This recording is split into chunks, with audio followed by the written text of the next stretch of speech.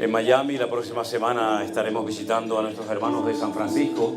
Mando muchos saludos, traigo muchos saludos de parte de mi esposa, de Elena.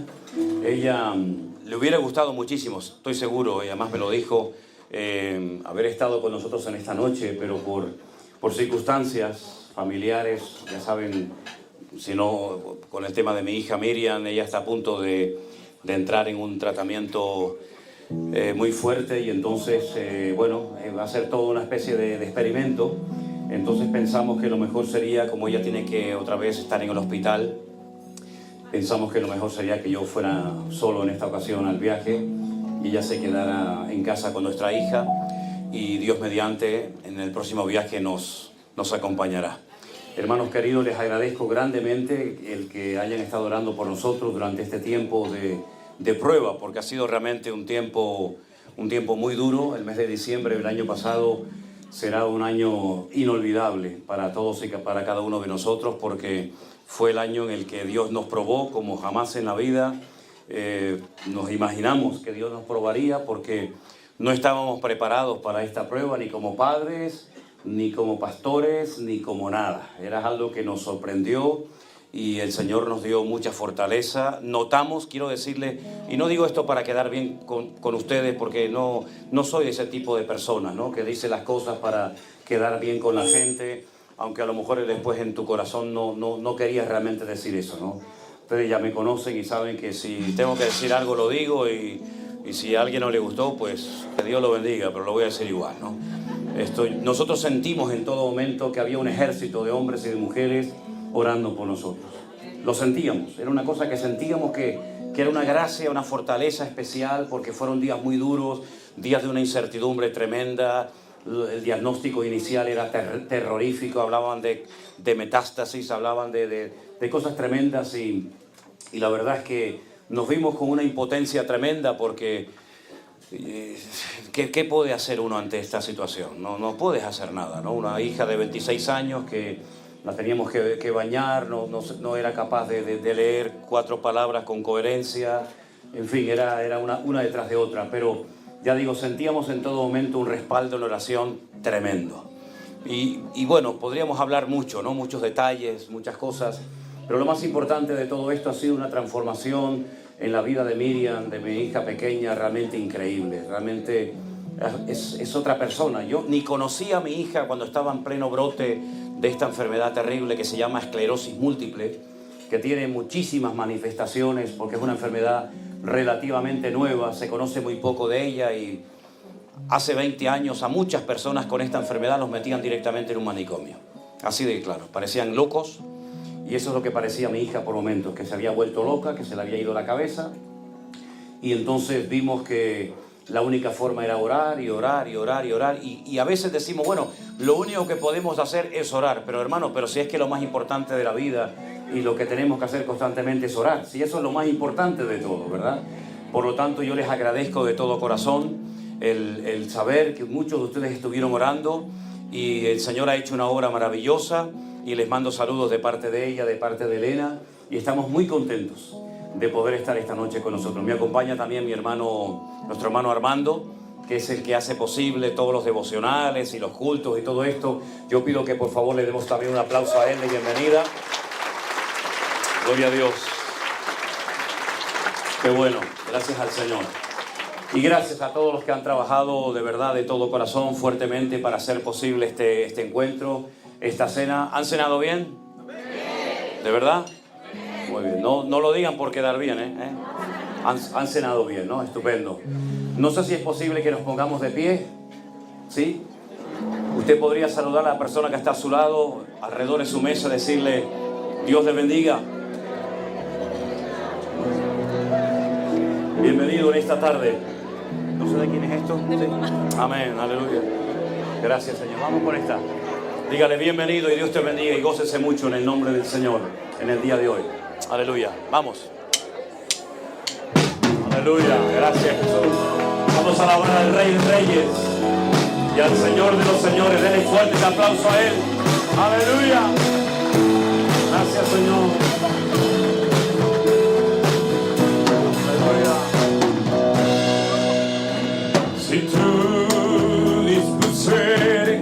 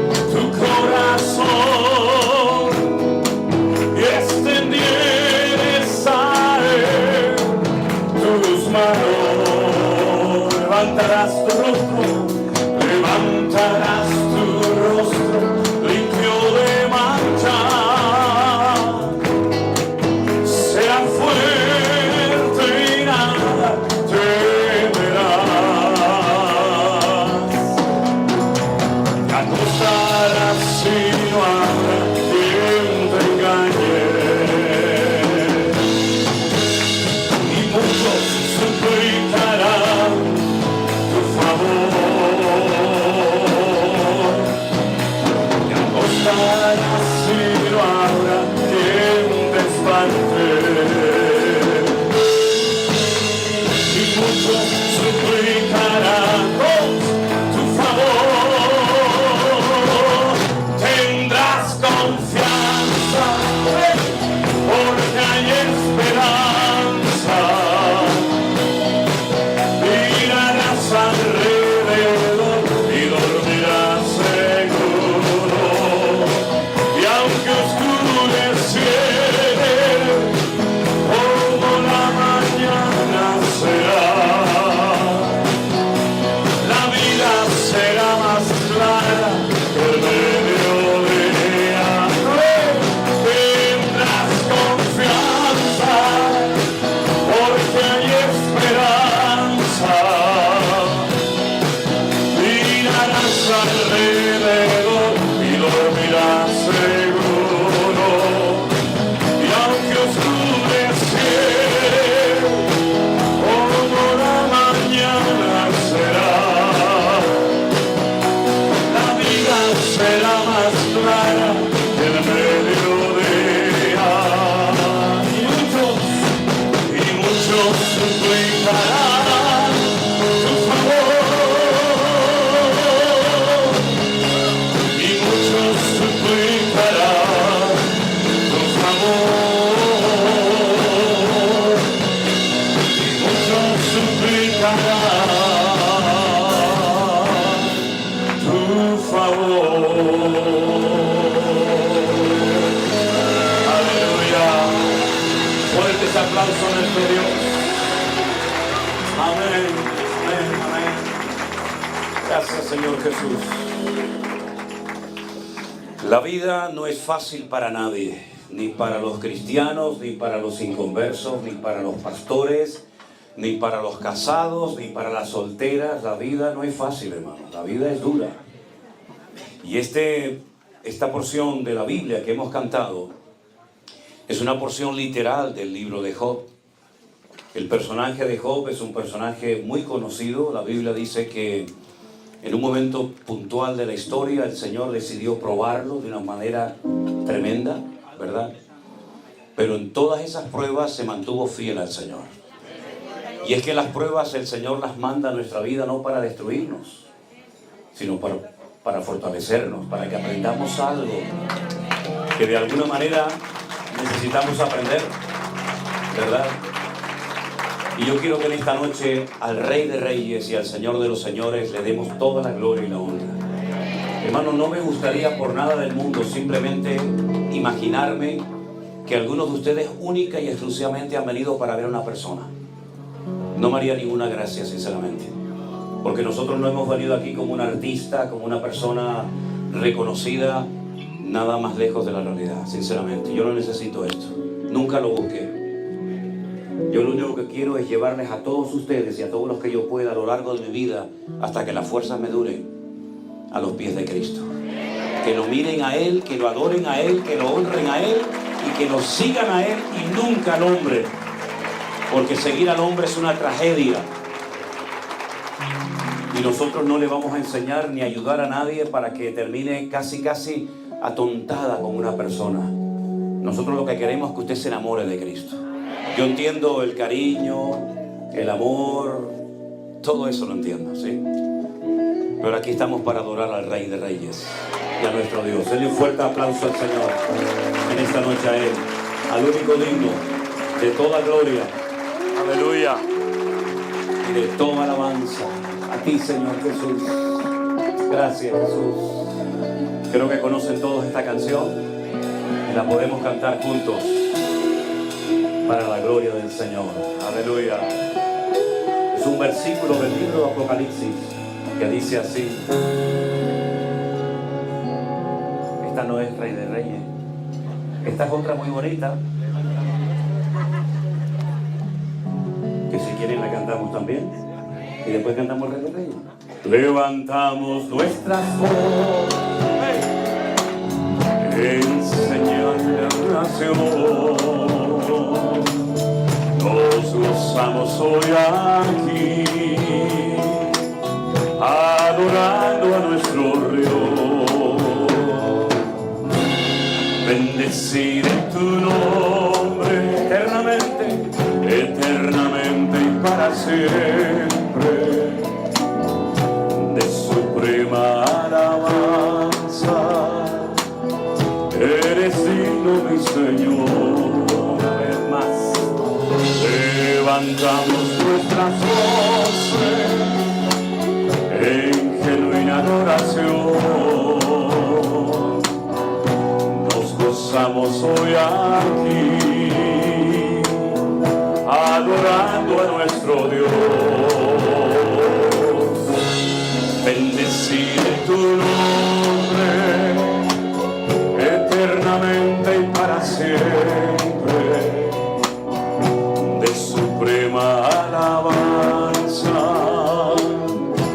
eres digno, mi Señor.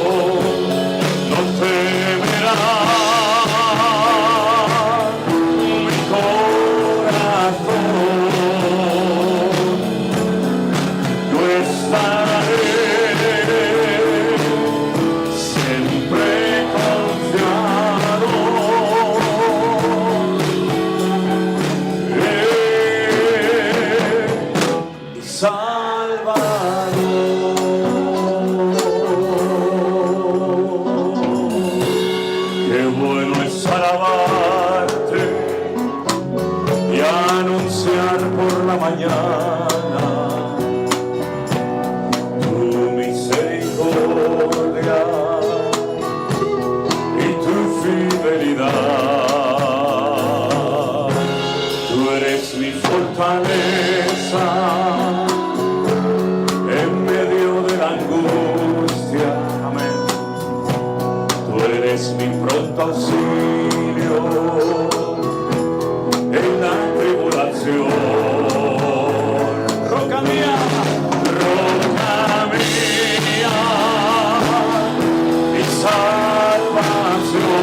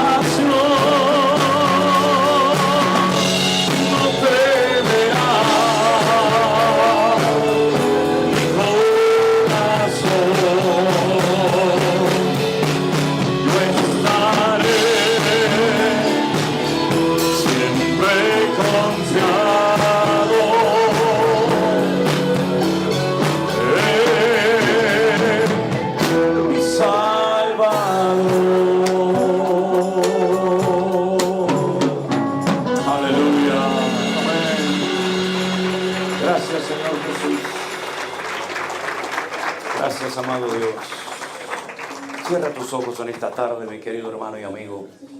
Aleluya. Yo no sé la situación en la que tú has venido esta tarde, pero yo sé que el Señor Jesús tiene algo precioso para tu vida, amigo. Yo sé que el Señor Jesús te ama y Él ha permitido que tú llegaras esta tarde a este lugar para tocar tu corazón, para que tú puedas salir de este lugar con la paz de Cristo en tu vida, en tu corazón, y tú puedas ser una persona feliz y llena de la paz de Cristo. Entrégale tus cargas, tus luchas, tus preocupaciones, tus angustias, tus pruebas, entrégaselas al Señor, mi hermano y amigo, y deja que Él te llene tu corazón esta tarde y que fortalezca tu vida para que puedas caminar con la bendición del Señor. Aleluya. Rey de reyes, Señor de señores, admirable, consejero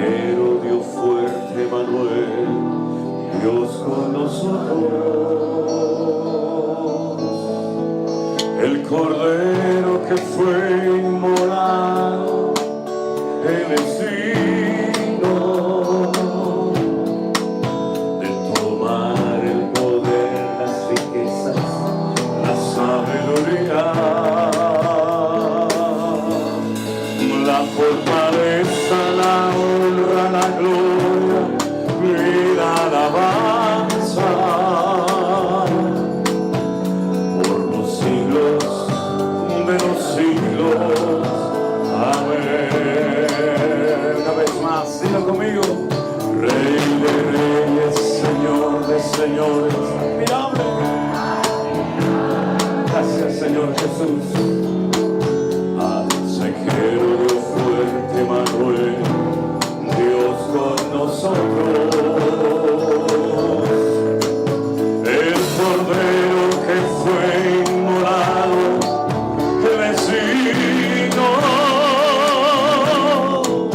de tomar el poder, las riquezas, la sabiduría,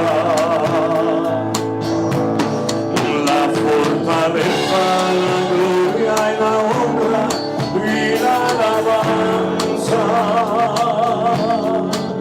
por los siglos de los siglos. Amén. Aleluya. Sí, Señor. Dígalo conmigo. Rey de reyes, Señor de señores, admirable. Consejero, Dios fuerte, Manuel, Dios con nosotros. El Cordero que fue inmolado, Él es digno de tomar el poder, las riquezas, la sabiduría,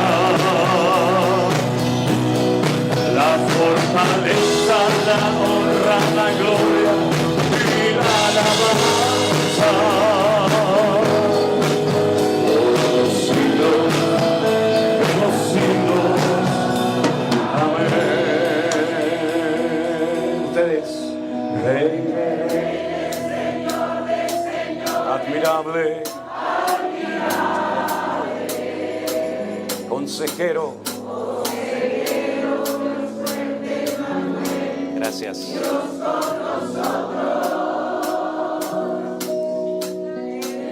Cordero que fue inmolado, es digno de tomar, sí, Señor, la sabiduría. Vamos todos. La fortaleza, la honra, la gloria y la alabanza. Avanza por los siglos. Una vez más, todos juntos. Amén. Esas voces arriba, vamos. Rey de reyes, Señor de señores, admirable. Consejero, Dios fuerte, Manuel, Dios con nosotros. El Cordero que fue inmolado, Él es digno de tomar el poder, las riquezas, la sabiduría, la fortaleza, la honra, la gloria y la alabanza por los siglos de los siglos. Amén. Por los siglos de los siglos. Amén.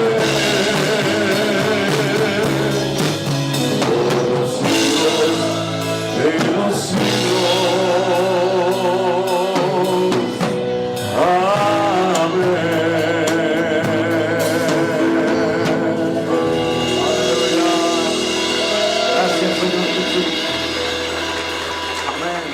Amén. Gloria a ti, Jesús. Amén, hermanos queridos. Pueden tomar asiento en esta noche, por favor. Gracias al Señor por este hermoso tiempo de alabanza con estos hermanos extraordinarios que nos ayudan a alabar al Señor junto con ustedes. Cuando mucha gente nos llamaba y nos escribía en aquellos días de la pandemia, en marzo del 2020, que ahora vamos a hacer 3 años, parece mentira, ¿eh? ¿Ya les parece, no? Cuando nos llamaba mucha gente y les preguntábamos cómo habían entrado en contacto con nosotros, nos decían lo del nuevo orden mundial y todo aquello.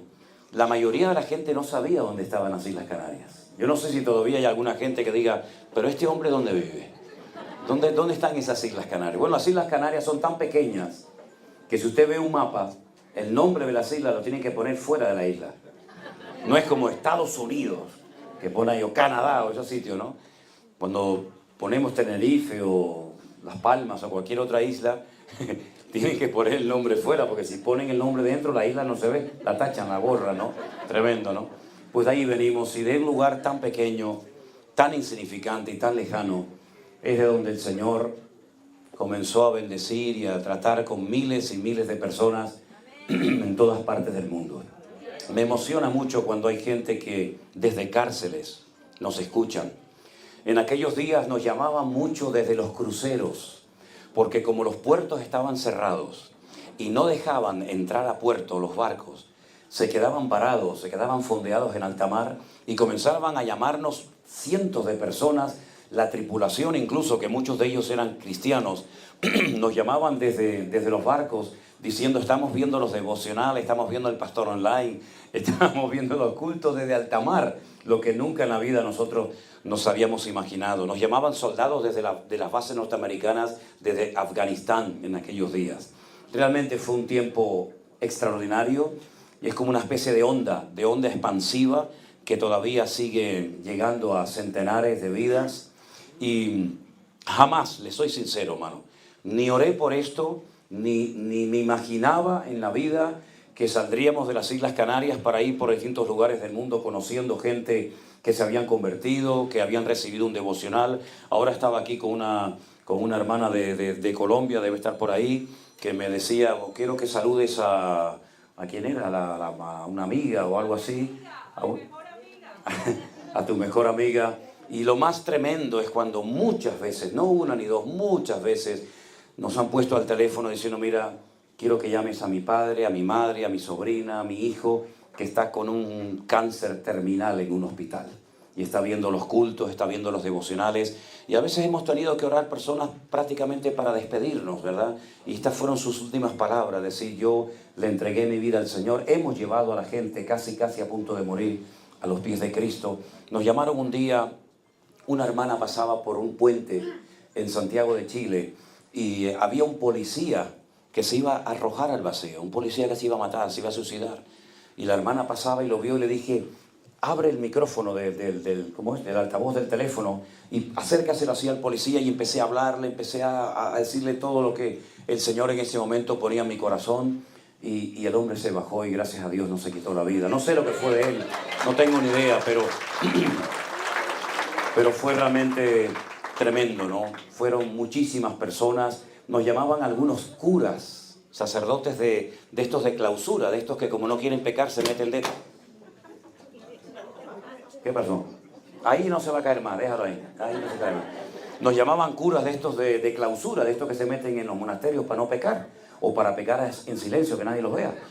Nos llamaban y nos pedían oración, nos pedían los libros. No, realmente no tengo palabra. Algún día, me dice alguien, algún día escribirás algún libro con los testimonios y con todo eso. Digo, bueno, algún día escribiremos algún libro. Ahora Dios mediante, en el mes de abril, mayo, vamos a publicar otro libro que estamos haciendo sobre los salmos.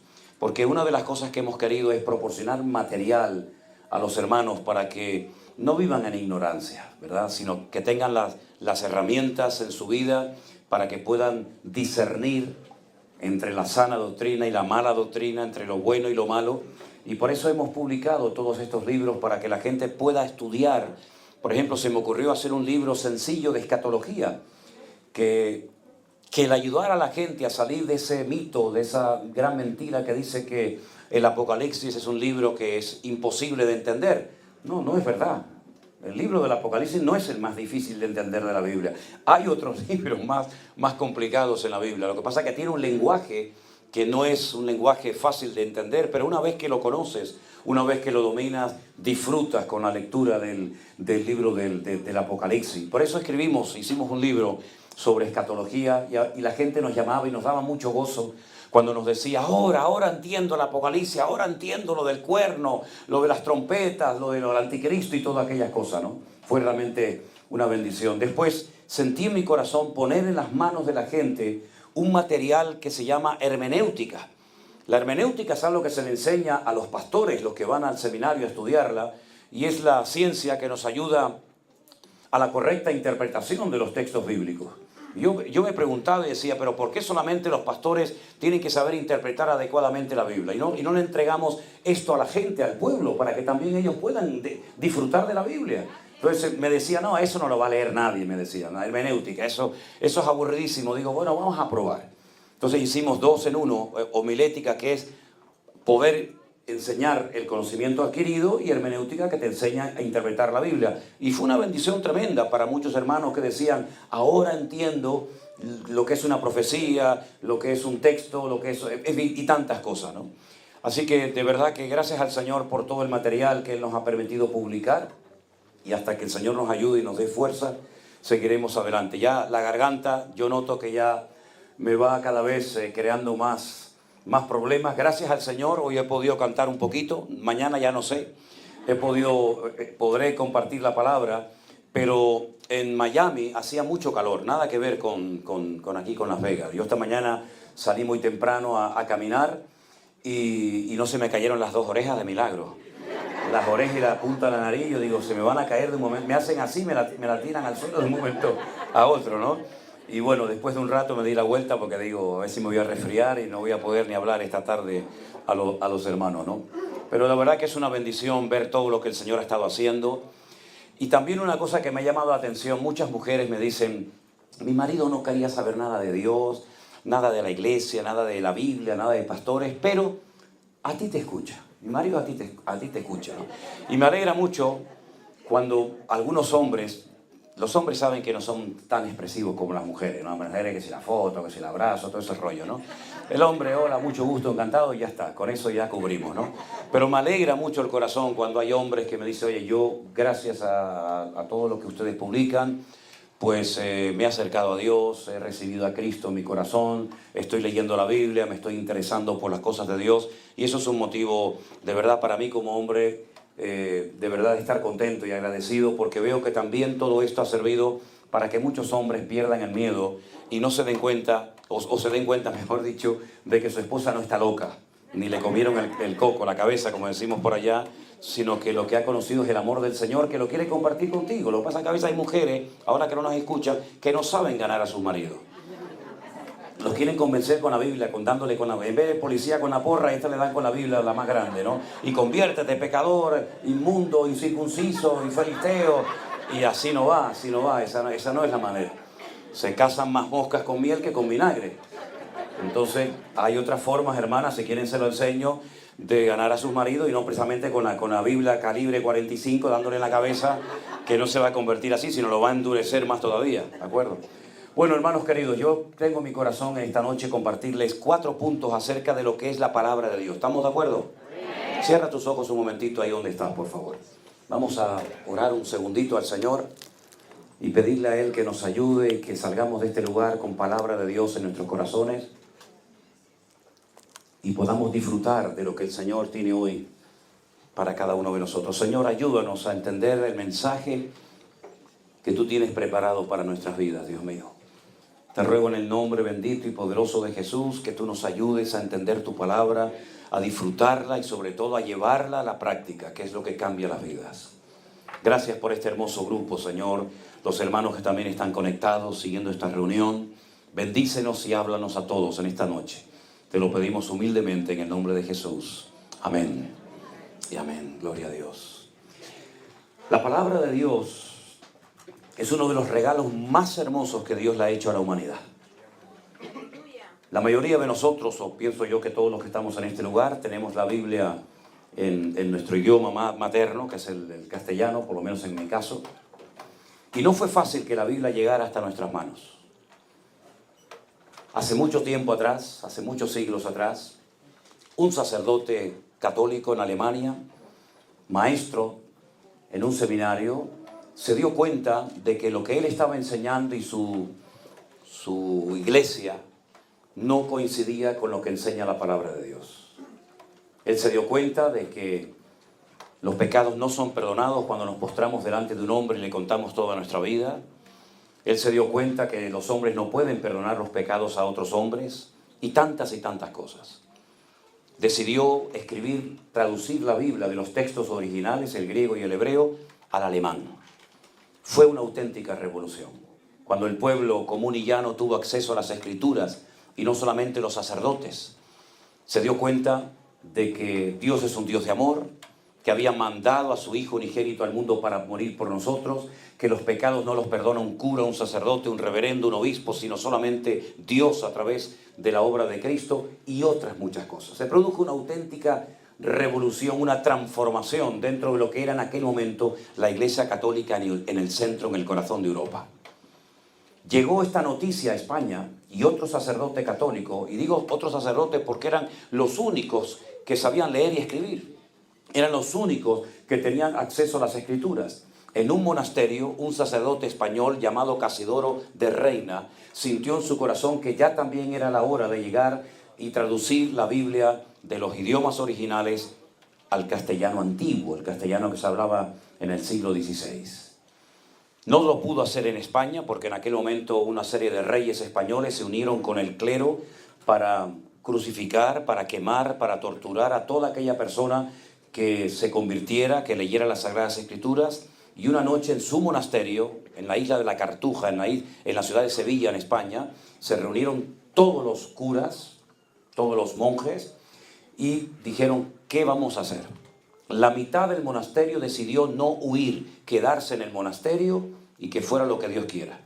La otra mitad decidió huir por dos caminos diferentes, por si atrapaban a uno, por lo menos que escapara al otro. Y este sacerdote, ya digo, Casidoro de Reina, huyó a Suiza. En Suiza conoció a Calvino, Juan Calvino, después de ahí se fue a Alemania y los que se quedaron en el monasterio los destruyeron a todos los quemaron en la hoguera, no se salvó ni uno. Y de los dos grupos se lograron encontrar, creo que fue un año después, en Alemania. Este hombre traduce la Escritura, ya está traducida la Escritura, ya estaba inventada la imprenta, ahora hay que traer la Biblia a España. ¿Cómo se va a traer? Puesto que está penalizado bajo pena de muerte que la gente lea las Escrituras.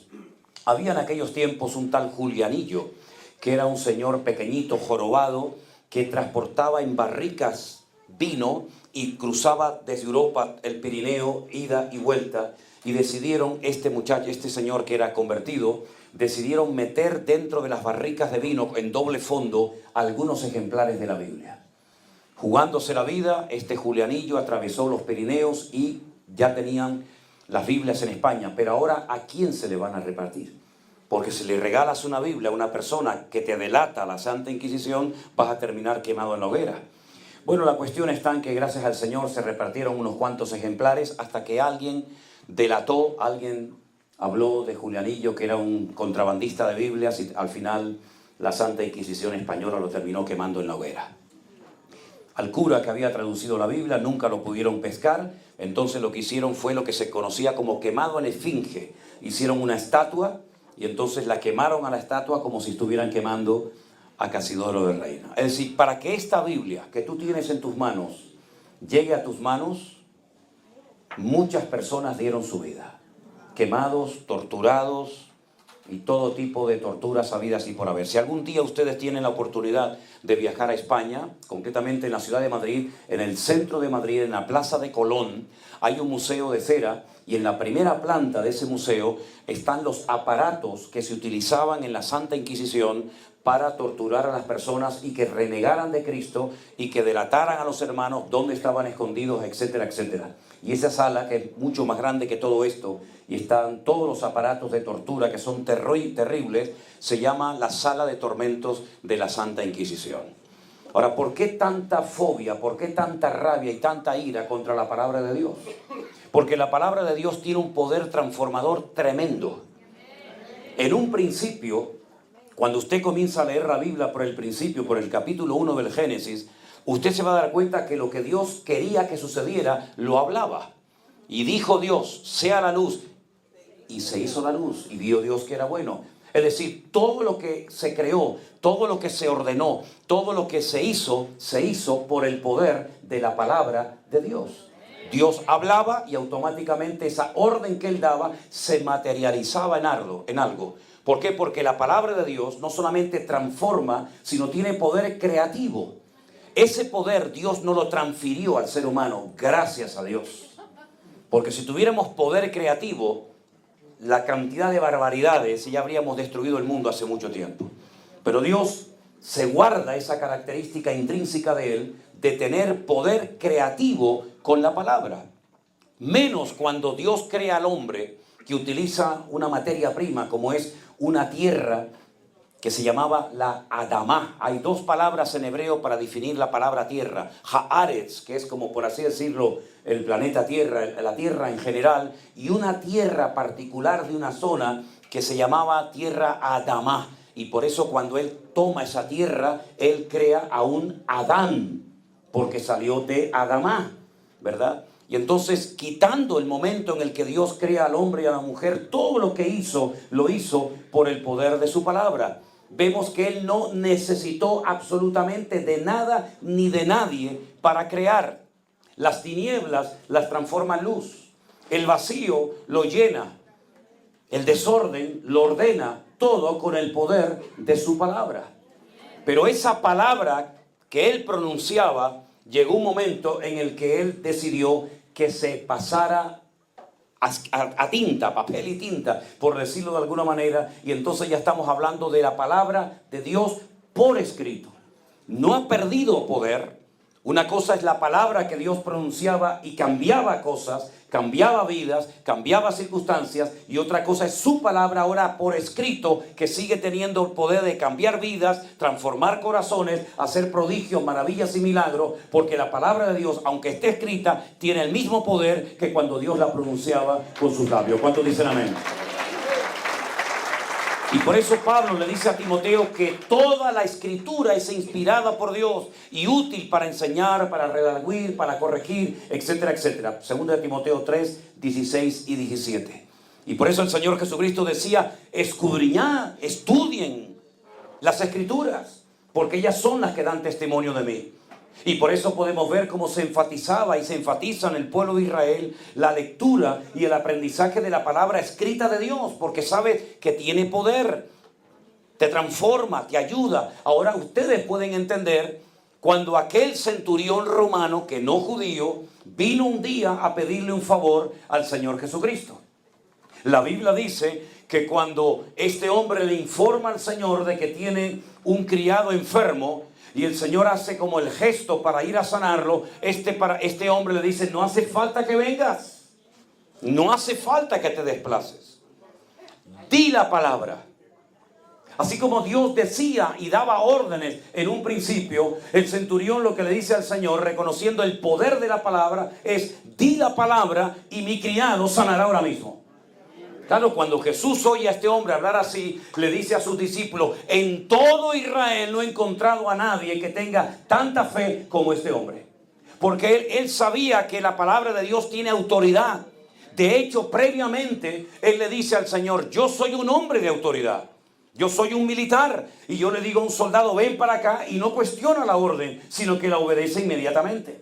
O le digo a otro, toma esto, llévalo para allá, e inmediatamente ejecuta la orden. Pero la autoridad que él tenía no era una autoridad para afectar el mundo espiritual, sobre enfermedades, sobre demonios o incluso hasta sobre la muerte. Pero el centurión dice, pero tú sí tienes ese poder. Tú sí tienes esa autoridad que yo no tengo. Tú no eres un militar, pero tú eres el Rey de Reyes y Señor de los Señores. Di la palabra y mi criado sanará, dice la Biblia. Y Jesús le dijo, grande es tu fe. Vete, tu criado ha sido sanado en este mismo instante. Cuando el Señor le decía, quiero que seas limpio, automáticamente la lepra desaparecía, una enfermedad incurable en aquellos tiempos. Cuando el Señor llegó al sepulcro donde estaba Lázaro, hacía 4 días que había muerto. Y claro, tal vez para usted dice, bueno, ¿qué más da? 3, 4, 5. No, sí tiene importancia el número 4, porque para el judío, incluso en la actualidad, ellos creen que el alma de una persona cuando muere, a los 3 días, a las 72 horas, abandona para siempre el cuerpo. Por eso cuando Jesús llegó al sepulcro donde estaba Lázaro enterrado, sus 2 hermanas, Marta y María, como que se quejan contra el Señor y le dice, si hubieras estado aquí cuando te mandamos a llamar, nuestro hermano no habría muerto. Y el Señor le dice, es que yo soy la resurrección y la vida. El que cree en mí, aunque esté muerto, vivirá. Ellas creían en esa palabra, pero le dicen, sí, sabemos que resucitará, porque sabían la palabra escrita, pero en el día postrero, y el Señor le enseña que hay que aproximar la palabra y no extender tanto la palabra, sino decir, vamos al cementerio y os voy a demostrar que aunque sea el 4.º día, lo que es imposible para los hombres es posible para Dios. Vamos a romper con esa vieja estructura. ¿Qué más da que lleve 4 días muerto? Y entonces Él lanza la palabra, Lázaro, sal fuera. Y el muerto salió vivo. Porque el mismo poder que transformaba en el Antiguo Testamento es el mismo poder que transforma hoy en día cuando el Señor daba la palabra. Por eso, hermano, cuando tú lees la Biblia, no es un libro cualquiera, eso lo sabemos todos. La palabra de Dios, la Biblia, está escrita por más de 40 personas. No hay ningún libro en el mundo que lo hayan escrito 40 personas diferentes, en varios idiomas distintos, en un periodo de aproximadamente 1400 años, en diferentes circunstancias, tiempos de paz, tiempos de guerra, por diferentes clases sociales, por reyes, por cantantes, por agricultores, por doctores, etc. Es un libro único, no hay otro libro en el mundo. Mira, el Corán no tiene ni punto de comparación con la palabra de Dios, con la Biblia de los cristianos, en absoluto. No hay ningún libro en el mundo que sea capaz una persona de leerlo y leerlo y leerlo y leerlo y nunca cansa y nunca aburre. El libro que tú quieras, léelo 1 vez, 2 veces, 3 veces, te vas a terminar aburriendo. Yo llevo más de 45 años de mi vida leyendo todos los días, en algunas ocasiones horas, la Biblia todos los días, y no me canso. Siempre hay algo, siempre hay una palabra, siempre hay algo que el Señor... ¿Por qué? Porque la palabra de Dios está viva. No es un libro caducado, no es un libro muerto, es un libro vivo que transforma vidas. Tuvimos un caso de una persona que durante la pandemia me escuchó predicar de los 10 mandamientos. Ustedes saben que los 10 mandamientos que a nosotros nos enseñaron cuando éramos católicos no son los mismos que están en la Biblia. Por lo menos los 2 primeros.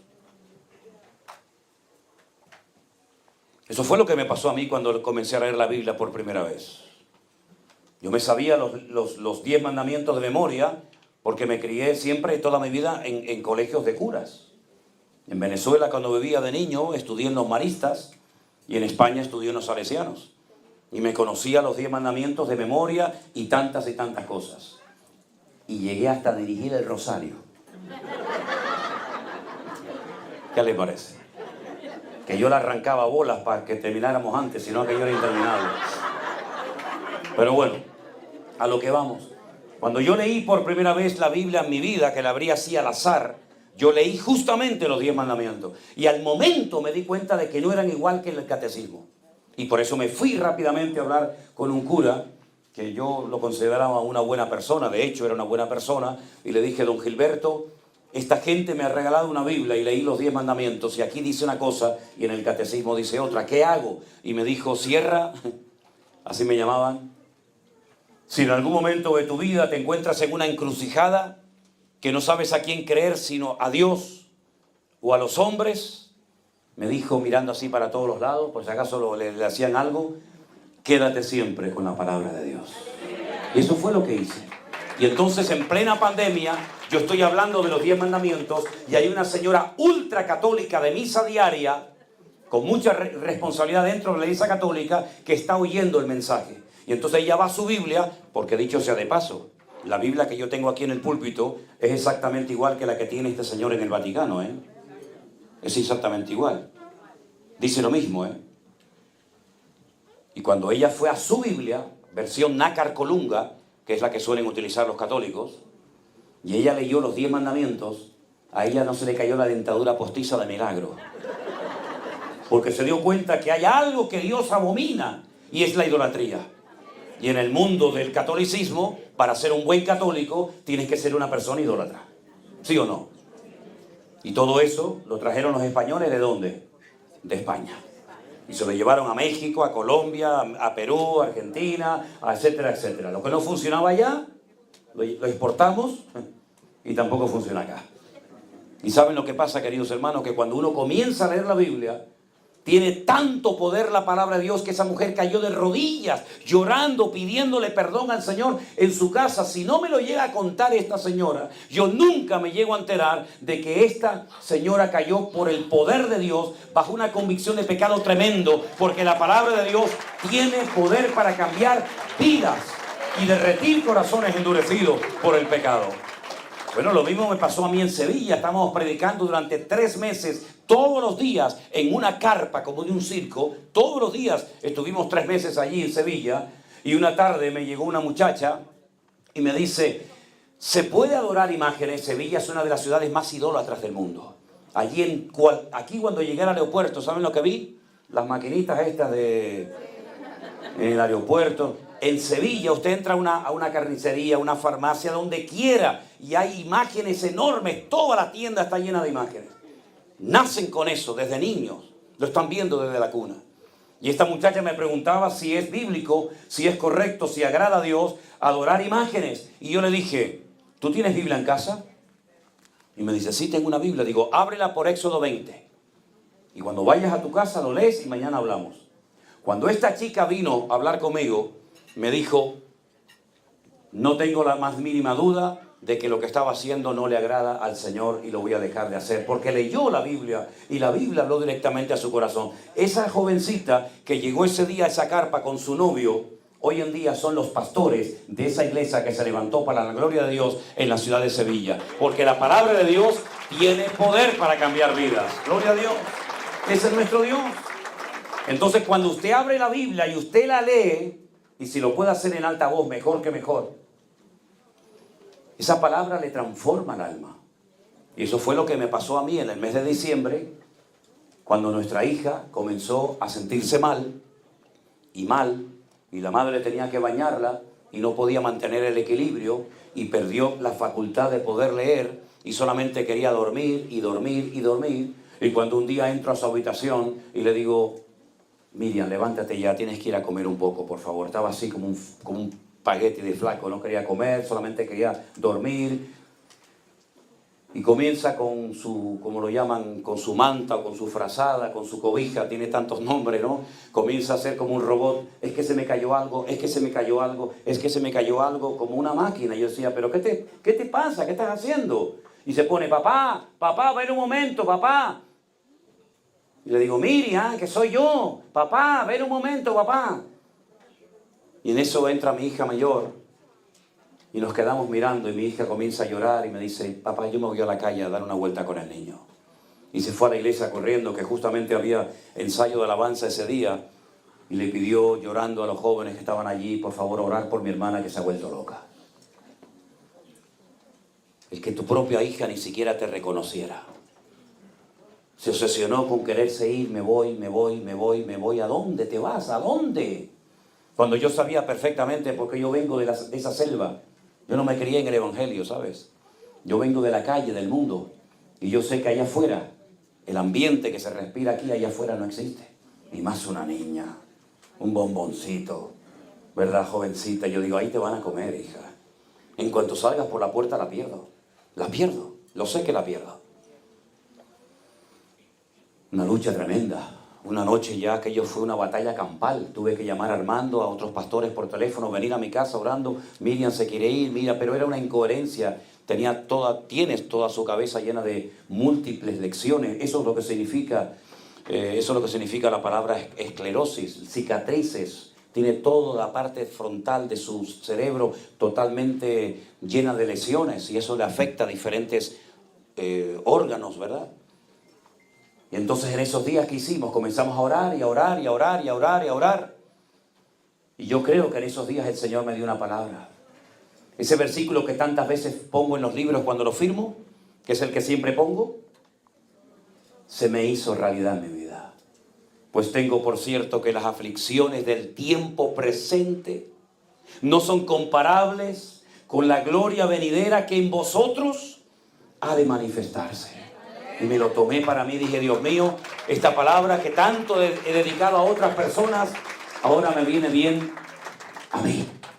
Y un día, solo en casa, cuando estaba todo el día llorando, todo el día, y desde que me levantaba, incluso durante la noche, se me caían las lágrimas y no podía parar de llorar, llorar, llorar. Y recuerdo que muchas veces Elena, cuando me escuchaba en la cama llorando a altas horas de la noche sin poder dormir, me tocaba y sí me decía, duerme ya, descansa, descansa un poco. Y no podía parar de llorar.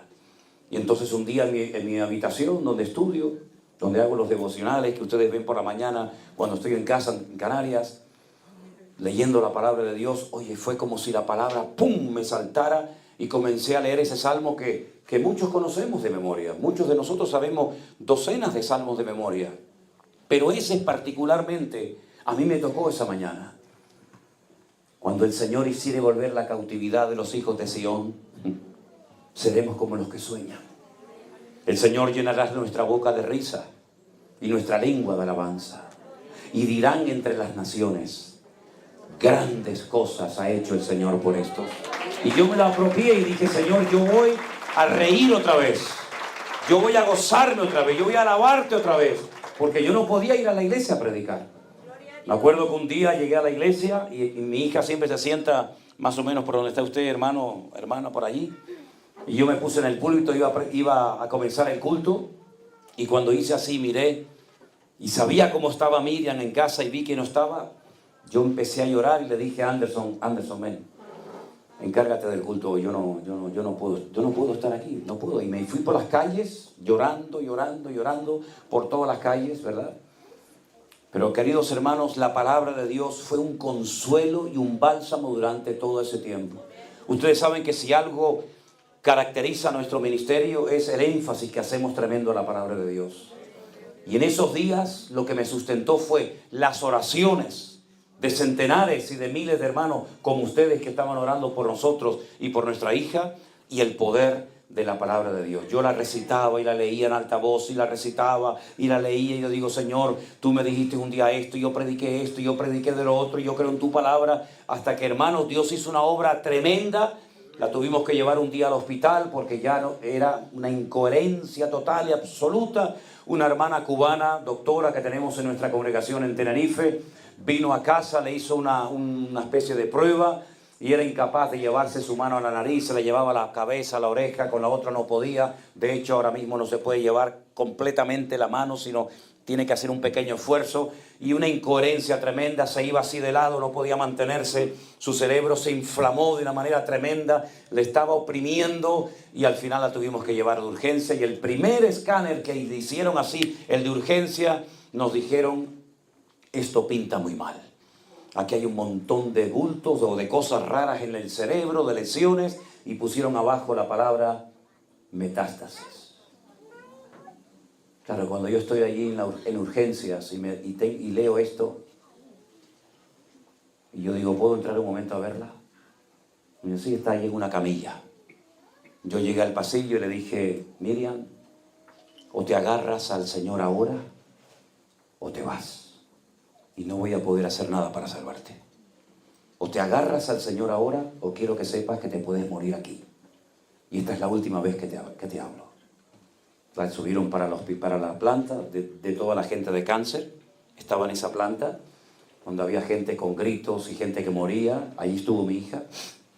Y fue en esos días donde el poder de la palabra hizo algo tan espectacular, porque nosotros mientras estábamos en casa orábamos y orábamos y orábamos, y ella comenzó a leer la Biblia, ella comenzó a escuchar cosas de internet, de música cristiana, y allí el Señor hizo una obra tan tremenda en ella, que cuando yo iba por las mañanas a visitarla, que me iba temprano con la moto a visitarla, pues resulta que la que me daba ánimo era ella a mí, en vez de yo a ella, y era algo que yo decía, bueno, si hace una semana atrás estaba loca como una cabra, y todo eran incoherencias y todo era terrible, ¿no será esta otra incoherencia dentro de su enfermedad? Perdonen que les diga esto, pero llegué a pensarlo.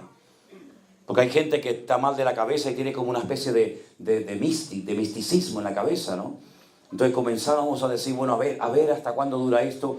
Pero la obra que el Señor hace, el poder de la palabra de Dios es tan real que ningún hombre jamás podrá detener la obra que Dios hace en una vida, cuando detrás de esa vida y esa palabra se está orando y reclamando la bendición del Señor. Así que sigan orando por sus hijos, sigan orando por sus matrimonios, sigan orando por su vida, porque la palabra de Dios tiene poder. Estoy totalmente convencido de ello. Dios habló la palabra, Dios permitió que esa palabra se escribiera, pero en Juan capítulo 1 dice que en el principio era la palabra, o el verbo. Y el verbo, o la palabra, era Dios. Es decir, que Dios era la palabra y la palabra era Dios. Y dice, escuchen bien esto, y aquella palabra, o aquel verbo, fue hecho carne y habitó entre nosotros, y vimos su gloria, gloria como del unigénito Hijo de Dios. Es decir, que tenemos la palabra pronunciada por Dios, tenemos la palabra por escrito, y aquí la tenemos, gracias al Señor, y tenemos en un momento puntual de la historia que esa palabra se encarna, se hace hombre y habitó entre nosotros, y estamos hablando nada más y nada menos que de nuestro Señor Jesucristo. Ese fue el milagro más grande en toda la historia de la humanidad, como una palabra se humana, se encarna, habita entre nosotros, y ahora esa palabra no solamente la podemos oír, sino que la podemos tocar y la podemos sentir. Y esa palabra, ese Dios, está dentro de nosotros todos los días hasta el fin del mundo. Pero finalmente queda otra característica de la palabra, que es la que nos dice en 2 de Pedro capítulo 1, y quiero leerte estos versículos, hermanos. 1 de Pedro capítulo 1, el versículo 19, y dice así la palabra de Dios. Tenemos además la palabra profética más segura, a la cual hacéis bien en estar atentos, como a una antorcha que alumbra en un lugar oscuro hasta que el día esclarezca y el lucero de la mañana salga en vuestros corazones. Entendiendo primero esto, que ninguna profecía de la Escritura es de interpretación privada, porque nunca la profecía fue traída por voluntad humana, sino que los santos hombres de Dios hablaron siendo inspirados por el Espíritu Santo. Fíjense el proceso que ha ido experimentando la palabra de Dios. Primero Dios la habla, nadie la escribe, Él la pronuncia sin necesidad de nada ni de nadie. Él la habla, transforma, cambia las circunstancias, crea el mundo, el universo. Esa palabra tiempo más tarde se va escribiendo paulatinamente. Tenemos en el Antiguo Testamento la ley, tenemos los salmos, tenemos los libros proféticos, tenemos los libros históricos, etcétera, etcétera. En la época del Señor Jesucristo, muchas personas ya no hablaban hebreo, hablaban el griego, pero ya se había traducido, ¿verdad? En la época de los griegos, por primera vez, la primera traducción de la Biblia fue el Antiguo Testamento, estamos hablando, del hebreo al griego, como se llama la Septuaginta, por 70 personas diferentes en la ciudad de Alejandría. 70 personas en 70 habitaciones diferentes, para que después vieran si habían coincidido las 70 traducciones, y efectivamente coincidían. Tenemos la palabra hablada de Dios, la palabra escrita, la palabra humanada o encarnada, que fue el Señor Jesucristo, pero nos queda ahora a nosotros, como dice aquí, la palabra profética más segura. ¿Y a qué se refiere el apóstol Pedro cuando habla de que hay una característica de la palabra de Dios que tiene que ver con lo escatológico, con lo futuro, con lo profético? Bueno, gracias al Señor, 3/4 partes de material bíblico es material profético. Y muchas de esas profecías ya se han cumplido, lo cual le da una credibilidad enorme a las Sagradas Escrituras. Por ejemplo, de la primera venida de Cristo se cumplieron más de 150 profecías. Prácticamente todos los detalles de la vida de Jesús estaban escritos por diferentes profetas. Por ejemplo, su nacimiento. ¿Quién de nosotros aquí en esta sala, o los que están ahí en su casa viendo el culto, o los que los verán después, ¿Quién de nosotros tuvo la capacidad antes de nacer de escoger el lugar de nacimiento del país? Ninguno de nosotros. Ninguno de nosotros pudimos escoger ese lugar. Dios había dicho a través del profeta Miqueas que una pequeña localidad llamada Betlehem, Belén, la casa del pan, sería el lugar donde nacería el Mesías. Y así se descartaban otros lugares. Y allí nació el Señor Jesucristo en Belén de Judea. Pero es que curiosamente no vivían allí sus padres, sino que vivían muy lejos de ese lugar. Pero un edicto por parte de Augusto César, casualmente, en aquellos tiempos, obligaba a todas las personas que tenían que volver a su lugar de origen para ser empadronados. Pero es que María en aquel tiempo estaba embarazada.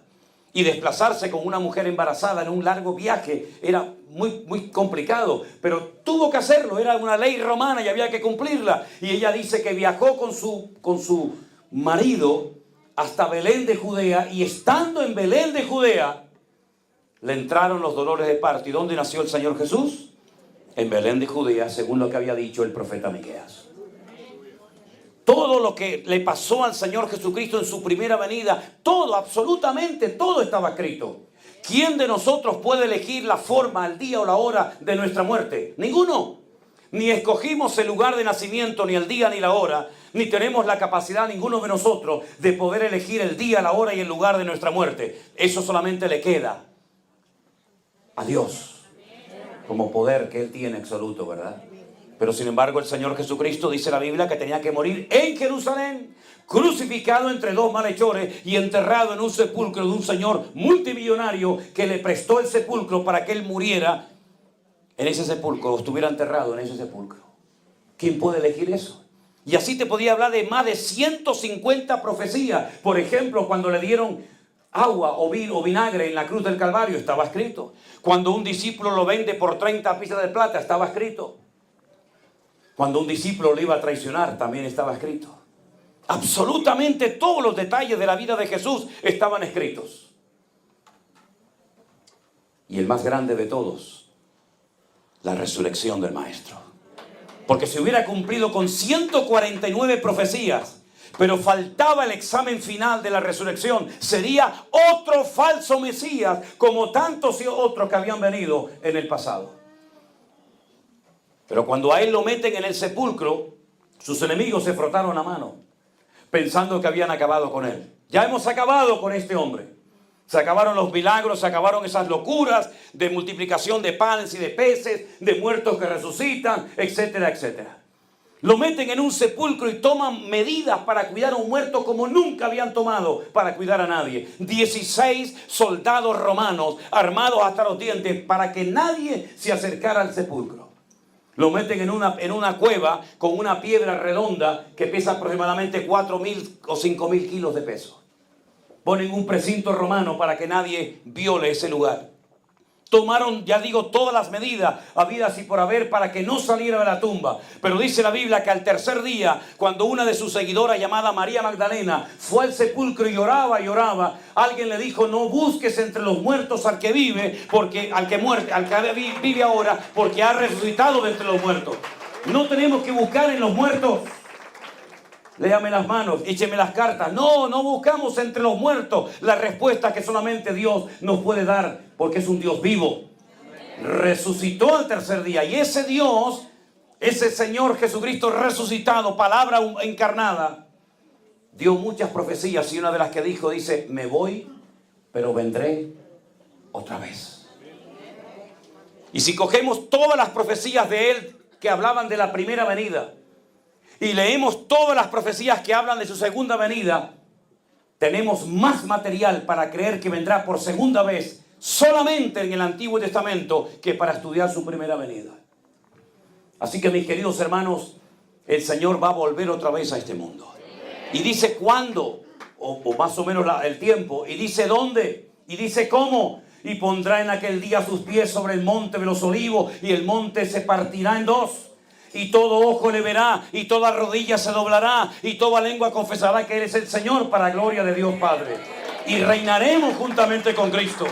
Y tenemos las cartas de Pablo, tenemos las cartas de Pedro, tenemos el Apocalipsis, Tenemos el libro de Daniel para estudiar todo el material profético de los últimos tiempos. ¿Para qué?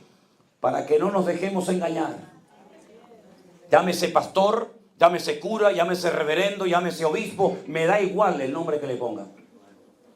Usted ya tiene material y tiene madurez más que suficiente para decir, usted será pastor, pero usted es un falsante. Usted será reverendo, pero usted está enseñando falsas doctrinas. Y usted será lo que sea, pero yo no le voy a creer ni una palabra, ni le voy a apoyar ni un momento más, porque en la palabra de Dios dice todo lo contrario a lo que usted, caballero, está enseñando. Y me da igual que se llame pastor, me da igual que tenga una iglesia de miles de personas, me da exactamente igual. Por encima de obedecer al hombre, tengo que obedecer a mi Señor. Y cuántas veces la gente, por no tener esa capacidad o esa madurez, se dejan engañar y se dejan seducir y hasta se arruinan apoyando a sinvergüenzas que, aprovechándose de la bondad de la gente y utilizando un púlpito que es lo más sagrado del mundo, comienzan a enseñar cosas que no son de la voluntad de Dios. Ha llegado el tiempo en el que nos demos cuenta de que una de las señales de los últimos tiempos es que se levantarían falsos cristos. Y la palabra Cristo no es un nombre, es un adjetivo en hebreo, Mashiach. Falsos ungidos, que incluso pueden llegar a hacer señales, milagros y prodigios, y que podrán incluso engañar a los escogidos, mas el que persevere hasta el fin, ese será salvo.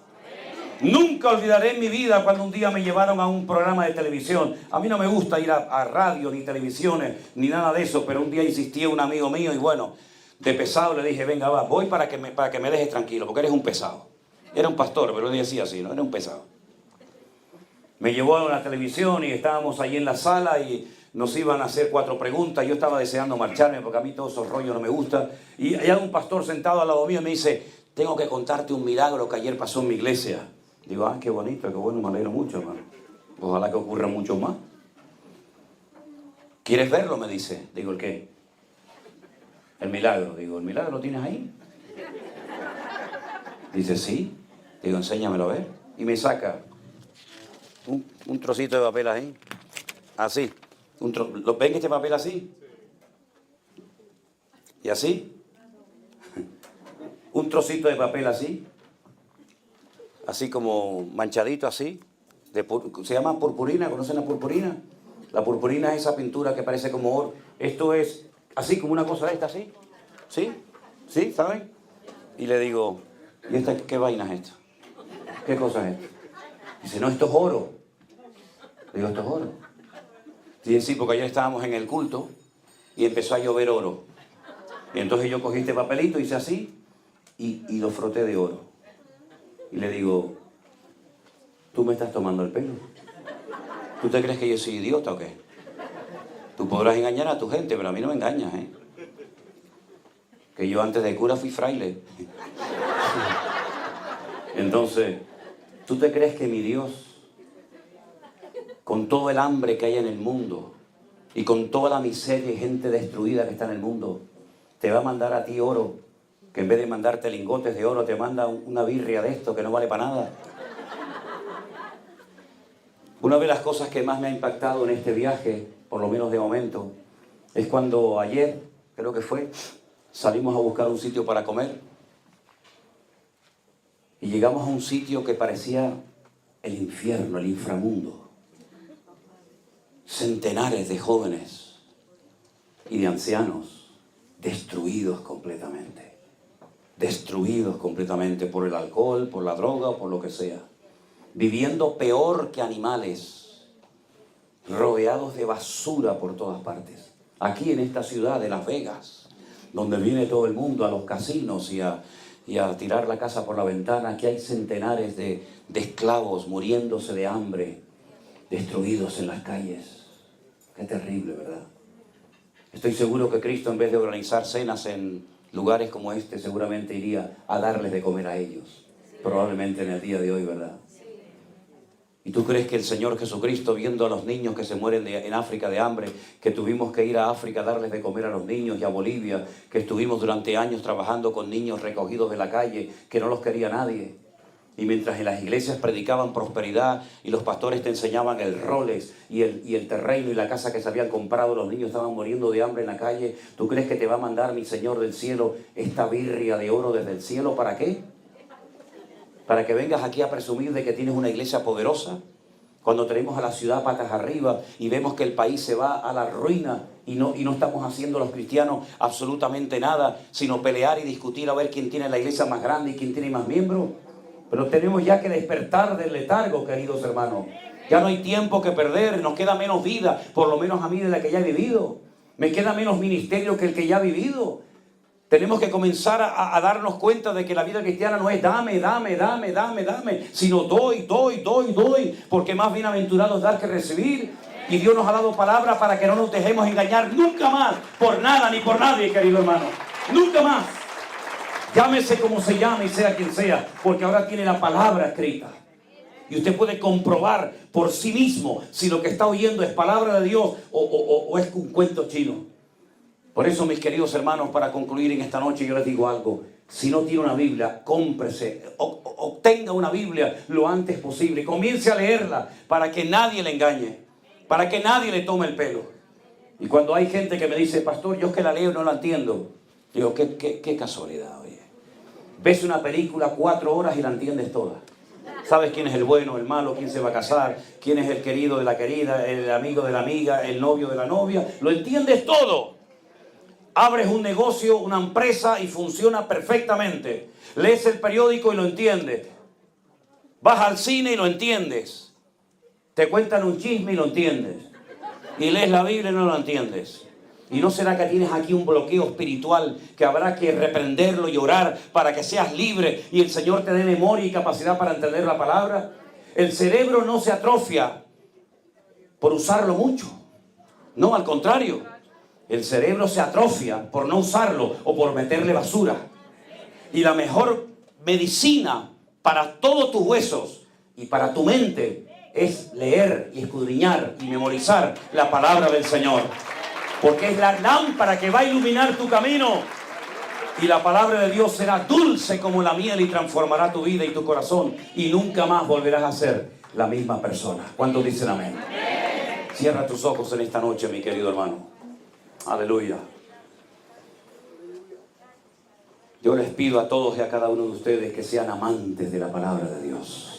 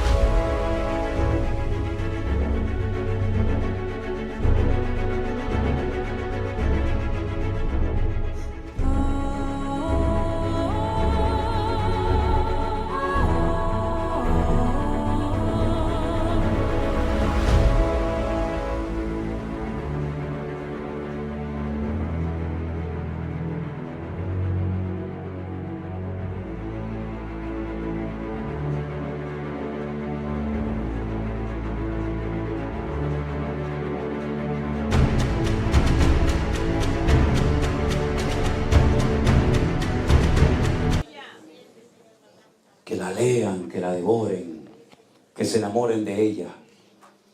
Porque conociendo la palabra de Dios, conocerás al Señor. Aleluya. Bendito sea tu nombre, oh Dios. Ahí donde está, vamos a cantar otra vez la de Rey de Reyes, ¿ok? Ahí donde estás, dígale, Señor, yo te pido perdón por el tiempo que he perdido en tonterías, en vez de haber leído y en vez de haber estudiado tu palabra. Yo te pido, Señor, que pongas memoria y capacidad en mi mente para que aunque sea un versículo, yo lo pueda entender y llevar a la práctica en mi vida. Y que en mi familia haya paz, amor y armonía, porque la palabra de Dios a partir de hoy va a ser el fundamento de mi casa y de mi familia. Ponga la palabra de Dios en las paredes de su casa. Cómprese textos bíblicos, apúntelos en la pared de su casa. Enséñele a sus nietos, enséñale a sus hijos la palabra de Dios. Porque ella le va a ser sabio y le va a ser un hombre de Dios. un buen padre y una buena madre que tendrá palabra de Dios, que traerá bendición a su vida. Aleluya. Comience a leerla en familia o solo, como quiera. Pero empiece el día leyendo una parte, una porción de la Escritura. Váyase a la cama cada noche primeramente leyendo una porción de la palabra, un salmo si quiere. Y yo le aseguro que en menos de un mes, si usted lee todos los días la palabra, su vida va a cambiar, su depresión se va a ir, su tristeza se va a marchar, su angustia le va a parecer nada, porque a la luz de la palabra de Dios, usted se va a dar cuenta de lo grande y de lo poderoso que es el Señor. Aleluya. Bendito sea tu nombre, mi Rey, mi Señor. Aleluya. Mi admirable. Nos ponemos de pie, mis amados. Levante sus manos al cielo y dígale: me rindo a ti, Señor. Me rindo a ti, Señor. Aleluya. Rey de reyes, Señor de señores, admirable, consejero, Dios fuerte, Manuel, Dios con nosotros, el Cordero que fue inmolado, eres digno de tomar el poder, las riquezas, la sabiduría, la fortaleza, la honra, la gloria y la alabanza por los siglos de los siglos. Amén. Rey de reyes, Señor de señores, admirable. Cántele al Señor en esta noche. Consejero, Dios fuerte, Manuel, Dios con nosotros, el Cordero que fue inmolado, eres digno de tomar el poder, las riquezas, la sabiduría, aleluya, la fortaleza, la honra, la gloria y la alabanza por los siglos. Amén. Fuerte, hermano, vamos, fuerte. Rey de reyes, Señor de señores, admirable, consejero, Dios fuerte, Manuel, Dios con nosotros, el Cordero que fue inmolado, eres digno de tomar el poder, las riquezas, la sabiduría, la fortaleza, la honra, la gloria y la alabanza por los siglos de los siglos. Amén. Rey de reyes. Aleluya. Gracias, Señor. Amén. Consejero,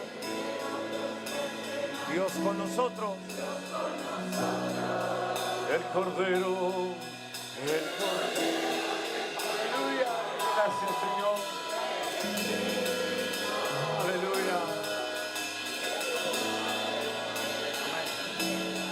sabiduría, fortaleza, la fortaleza, la gloria.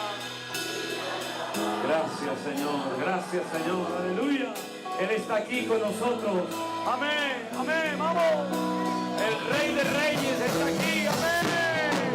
Rey de Reyes, Señor de señores, admirable,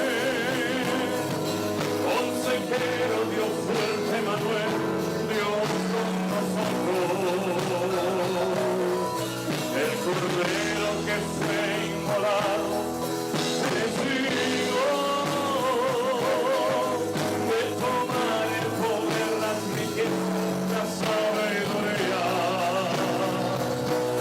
la fortaleza, la honra, la gloria y la alabanza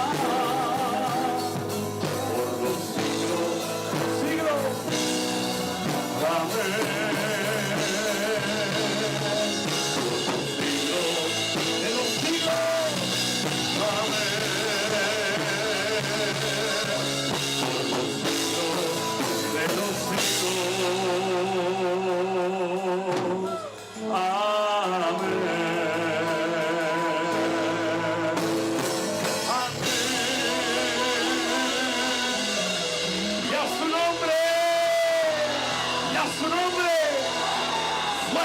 aplauso al Señor. Aleluya. Amén. Gracias, Señor. Hermanos queridos, qué bendición tan grande cuando el pueblo de Dios se reúne. Y saben una cosa hermosa, hermanos, que ha producido y que está haciendo esta obra, esta iglesia virtual, como la hemos denominado, que hemos sido capaces de demostrarle a muchos que de diferentes iglesias, de diferentes denominaciones, hermanos que no se conocían y a lo mejor que no se habían hablado en la vida, somos capaces de reunirnos bajo un mismo techo, bajo la bandera no de un hombre, no de una iglesia, sino bajo la bandera del amor de Cristo. Y podemos cantar juntos y gozarnos juntos, aunque somos de diferentes iglesias y a lo mejor de diferentes tendencias incluso. Pero hay algo que nos une y es el amor de Cristo, que nunca jamás nos abandonará. Así que, hermanos, lo más importante de todo no es ni mi iglesia ni mi denominación. Lo más importante es que el mundo vea que nos amamos, que nos respetamos, que estamos unidos, que somos capaces de trabajar juntos. Y dice la Biblia que cuando nos vean que nos amamos, entonces el mundo creerá que somos sus discípulos. Dale un abrazo a su hermano esta tarde. Dígale, Dios te bendiga. Claro que sí.